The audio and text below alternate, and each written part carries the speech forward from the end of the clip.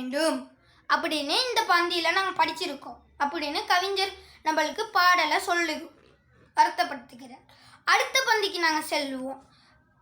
காப்பவிழ்ந்த தாமரையோ கழுநீர் மலர்த்தொடையோ மாப்பிள்ளையாய் வந்தவருக்கு வாய்த்த மலர் எதுவோ.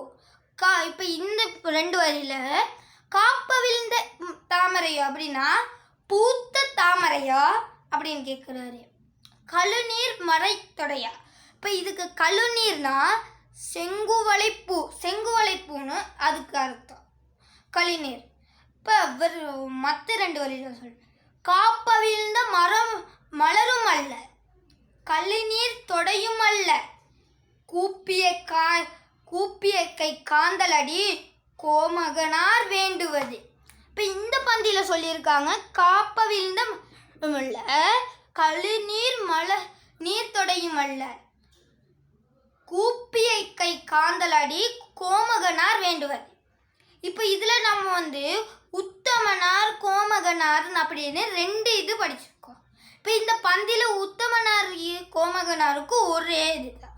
3வது பந்திலையும் கடவுளை சுட்டி காட்டுவதற்காக ஒரு சொல்கிறாங்க. இப்போ உத்தமனாரும் கடவுள் தான், கோமகனாரும் கடவுள் தான். சரியா? இப்போ நாங்கள் அடுத்த பந்தி, இப்போ இந்த பந்தியில் நாங்கள் விளங்கிக்கிட்டது 1வது பந்தியில் நாங்கள் விளங்குனது தூய்மையான மனம் இருக்க வேண்டும். 2வது பந்தியில் நாங்கள் படித்தது என்னை கூப்பி நீங்கள் கும்பிட்டா போதும், எனக்கு காப்ப விழுந்த தாமரையும் வேணாம் கழுநீர் மலர் தொடையும் வேணாம், நீங்கள் என்னை கை கும்பிட்டா மட்டும் போதும் அப்படின்னு கடவுள் சொல்கிறாருன்னு கவிஞர் விபுலானந்தர் கூறுகிறார். சரியா? இப்போ நம்ம முதல் 2 பந்தியிலையும் வெற்றிகரமாக படித்து முடிச்சிட்டோம். இப்போ நாங்கள் 3வது பந்தியை படிக்க போகிறோம். 3வது பந்தியை படித்து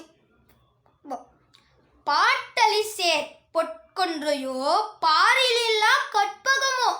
இப்போ பாட்டு அலிசே. இப்போ சில பேருக்கு பாட்டலி சேர் பொற்கொன்றை இப்போ பொற்கொன்றையோ அப்படின்னு கேட்குறது